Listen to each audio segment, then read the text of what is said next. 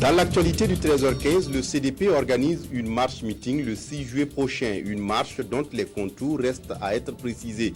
Face à la presse hier, les responsables du parti au pouvoir n'ont fourni aucun détail. Et puis, coup d'État en Égypte, l'armée écarte Mohamed Morsi du pouvoir. Le premier président élu démocratiquement en Égypte a été placé en détention ce jeudi. Il est remplacé par le président du Conseil constitutionnel. Mesdames, Messieurs, bonjour et ravi de vous retrouver. Les membres du bureau politique exécutif national du CDP, face à la presse hier, ont annoncé une marche-meeting pour le 6 juillet prochain. Si la date de la manifestation est connue, ce n'est pas le cas pour l'itinéraire et les autres modalités pratiques. Maxime Zongo. C'est au siège du parti ici à Ouagadougou que les premiers responsables du CDP ont rencontré les hommes de médias. Objectif principal de cette conférence de presse, précisera le secrétaire exécutif national du parti, Assimi Kwanda, éclairer l'opinion publique sur les questions d'actualité.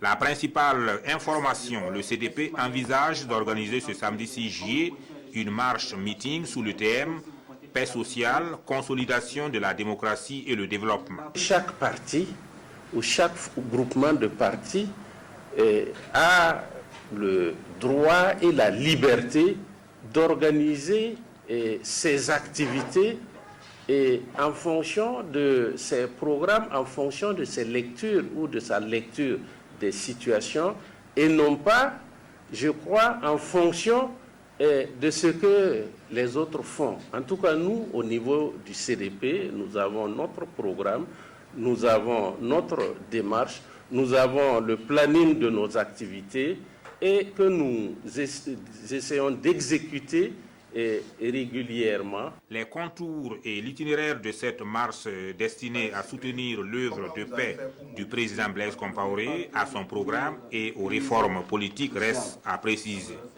Comme il fallait s'y attendre, les débats se sont ensuite cristallisés sur la question du Sénat.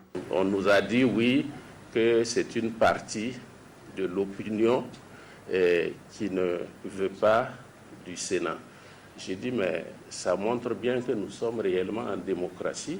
Il y a une partie de l'opinion qui ne veut pas du Sénat.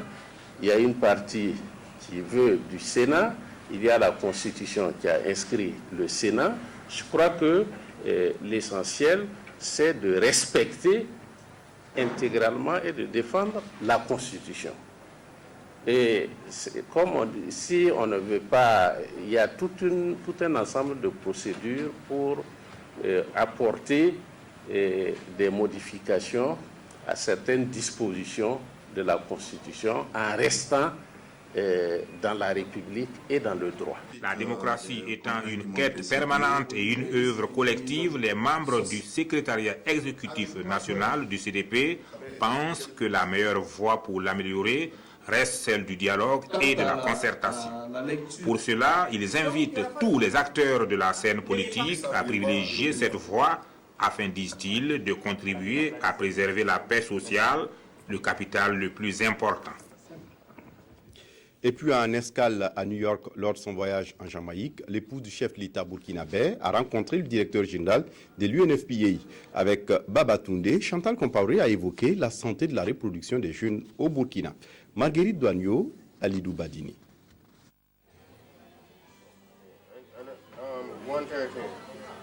Le voyage d'études de la délégation burkinabé conduite par la première dame du Faso en Jamaïque pour s'inspirer de l'expérience de ce pays sur la prise en charge des adolescentes mères a été possible grâce au Fonds des Nations Unies pour les populations qui a organisé et pris en charge tous les déplacements. Quoi donc de plus normal pour Chantal Compaoré de faire escale à New York sur le chemin du retour pour dire merci de vive voix au directeur exécutif de l'UNFPA et lui faire le point de la mission. Bien sûr, je suis venu faire le débriefing au directeur exécutif de l'UNFPA pour lui exprimer notre gratitude pour nous avoir permis de visiter la Jamaïque et recueillir les expériences de la Jamaïque afin de pouvoir les exploiter aussi au Burkina Faso. Le patron de l'UNFPA, qui confirme avoir eu des échos plutôt positifs de la visite, a félicité la première dame du Faso pour sa détermination à assurer un avenir meilleur aux jeunes filles burkinabées. Le docteur Babatunde ne regrette pas d'avoir encouragé Chantal Compaoré à faire le déplacement de la Jamaïque pour constater d'elle-même l'engagement du gouvernement de cette île et de ses partenaires dans ce combat pour la réinsertion scolaire des filles mères. I'm very happy that UNFPA was able to bring the two countries together on an issue which we care very much about. Je suis heureux que l'UNFPA ait pu réunir les deux pays pour discuter des questions des grossesses des adolescents en milieu scolaire. Je suis satisfait que la première dame du Faso ait pu effectuer cette visite fructueuse.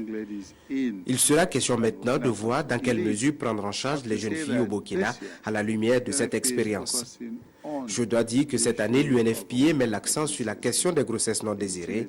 C'est notre priorité et nous nous engageons à soutenir le gouvernement burkinabé pour venir à bout de ce problème. La ministre de la Promotion de la Femme et du Genre est là et nous allons travailler ensemble pour être sûrs que nos ambitions soient réalisées. So we're going to work with them to make sure that we translate the efforts that we have from Jamaica to reality in Burkina Faso. Le docteur Toundé a également donné l'assurance à la délégation burkinabé que son institution travaillera à poursuivre son accompagnement des programmes au Burkina Faso qui feront suite à cette expérience jamaïcaine, mais aussi des projets sur la santé de la reproduction des jeunes. Les États-Unis d'Amérique commémorent le 237e anniversaire ce juillet. Au Burkina, l'ambassade du pays de l'oncle Sam célèbre cet anniversaire sous le sceau de la coopération bilatérale. L'ambassadeur Thomas Duguerty, en fin de mission, est revenu sur le rôle du Burkina Faso dans la sous-région en matière de règlement des conflits armés. Moumouni Soubega. Lever des couleurs, exécution des hymnes, un instant solennel et symbolique pour célébrer l'indépendance des États-Unis à Ouagadougou.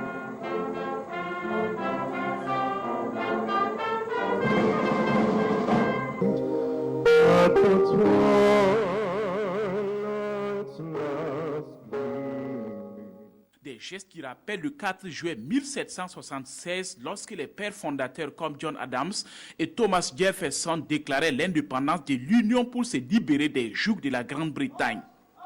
Ce 4 juillet marque donc le 237e anniversaire des États-Unis. Une occasion pour l'ambassadeur Thomas Duguerty en fin d'émission de saluer les valeurs de tolérance, de dialogue et de paix qu'incarne le Burkina et surtout le rôle de médiateur régional que joue le pays. Le président Obama a ensuite évoqué le dernier domaine dans lequel notre partenariat peut renforcer les capacités de population, à savoir la recherche et la consolidation de la paix en Afrique. Il a cité le cas spécifique du Mali, où les pays d'Afrique de l'Ouest se sont engagés pour maintenir la paix au moment où le Mali amorce sa reconstruction. Le Burkina Faso mérite des éloges spéciaux pour ses contributions à la médiation au Mali et aux missions de maintien de la paix au Darfour, en Guinée-Bissau et ailleurs, et pour son rôle actif dans la lutte contre les menaces terroristes et la criminalité transfrontalière. Des membres du gouvernement étaient aux côtés de ses amis du Burkina à cette soirée commémorative. Et pour le ministre d'État en charge des réformes politiques, les États-Unis sont un bel exemple à suivre dans plusieurs domaines. Je pense que nous, en tant que jeunes États, nous devons pouvoir nous inspirer des exemples de démocratie, de liberté, de conquête pour l'expression des libertés individuelles et collectives que ces pays représentent pour nous, pour pouvoir nous en inspirer afin d'approfondir nos jeunes expériences démocratiques. Une soirée de convivialité, mais aussi une soirée de découverte. Les invités ont eu droit à des expositions des réalisations des États-Unis au Burkina comme le MCC, l'USAID et bien d'autres produits des partenaires de l'ambassade. La Chambre de commerce et d'industrie du Burkina est en élection le 21 juillet prochain. Il s'agit d'élire 123 membres consulaires sur tout le territoire burkinabé. Une élection qui va couronner le processus de déploiement de la Chambre au Burkina. Salinana. Avec pour ambition d'être partout et pour un accompagnement de proximité de tous les acteurs du secteur privé, la Chambre de commerce et d'industrie du Burkina veut se déployer dans les 13 régions. Ainsi, des élections de membres consulaires sont prévues pour se tenir dans tout le territoire national le 21 juillet prochain. Face aux journalistes, la commission d'organisation de ces élections, troisième du genre dans l'histoire de la Chambre de commerce depuis 1948, fait le point du processus électoral en cours. Tous les acteurs sont engagés. Nous avons l'accompagnement de la CENI, qui a permis effectivement d'amender et de valider tous les documents électoraux. Et également le matériel électoral justement sera fourni par la CENI. Nous avons impliqué également les autorités locales, gouverneurs, secrétaires généraux des régions ou commissaires, alors qui nous accompagnent tout au long du processus. Avec la nouvelle stratégie, elle va couvrir les 45 provinces. Pour l'instant, la Chambre de commerce et d'industrie du Burkina est présente dans 9 régions et 11 provinces. À l'issue du scrutin, l'institution sera désormais dans l'ensemble des 45 provinces et le nombre de sièges passera de 425 à 123 membres consulaires.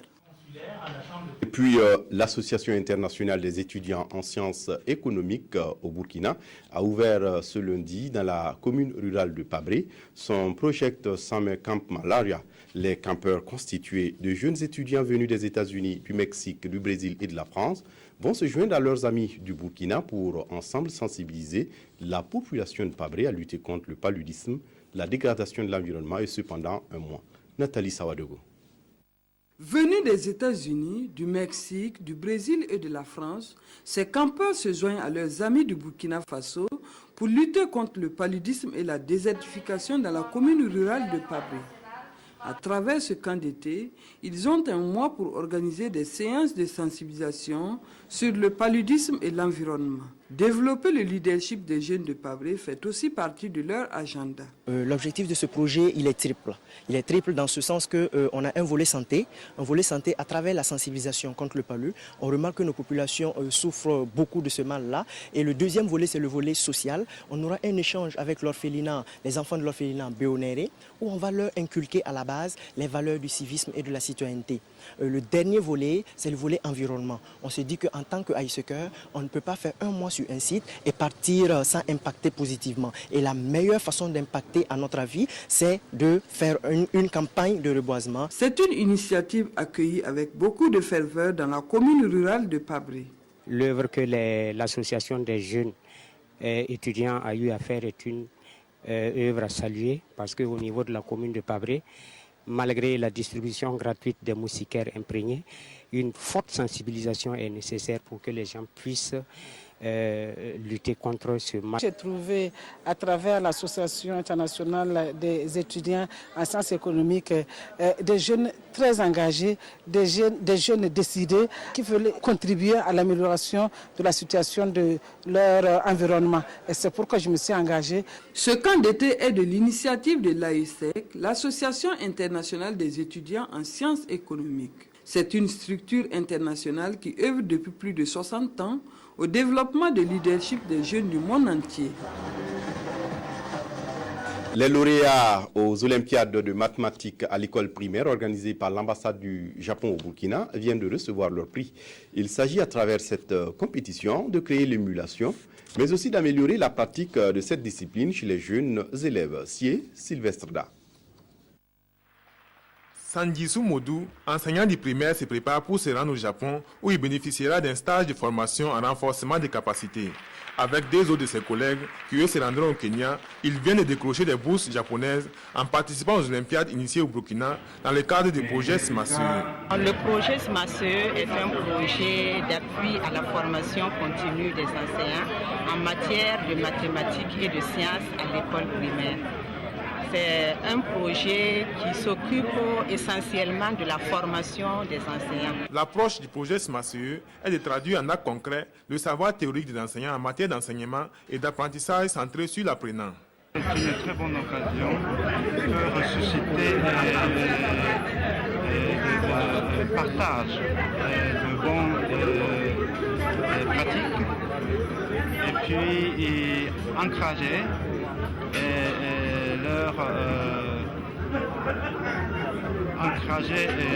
l'action personnelle des enseignants pour améliorer la qualité des enseignements des Financé par le Japon à hauteur de 1,3 milliard de francs CFA, le projet SMACEO se veut être un cadre de promotion de l'enseignement des mathématiques et surtout de culture de l'excellence. Mouvement de colère cette nuit au secteur 24 de Bobo-Dioulasso. Le motif, un accident de la circulation qui a coûté la vie à un homme sur l'avenue de l'Union européenne de la ville de Bobo. La victime à bord d'un véhicule a fini sa course dans un caniveau. Nos équipes de la RTB2 au bassin sur place reviendront en détail sur cette information dans nos prochaines éditions. Et puis à l'étranger, après avoir évincé le tout premier président élu démocratiquement de l'Égypte, l'armée installe le président de la Cour constitutionnelle au pouvoir. Le juge Adli Mansour a prêté serment ce matin. Au même moment, l'ex-président Mohamed Morsi est détenu par l'armée au ministère de la Défense et ses partisans persécutés. 300 mandats d'arrêt ont été lancés contre les membres des frères musulmans dont Mohamed Morsi est issu. Des arrestations ont déjà eu lieu cette nuit et ce matin. C'est la fin de cette édition. Merci de l'avoir suivi. Très bonne suite de programmes sur la RTB. Au revoir.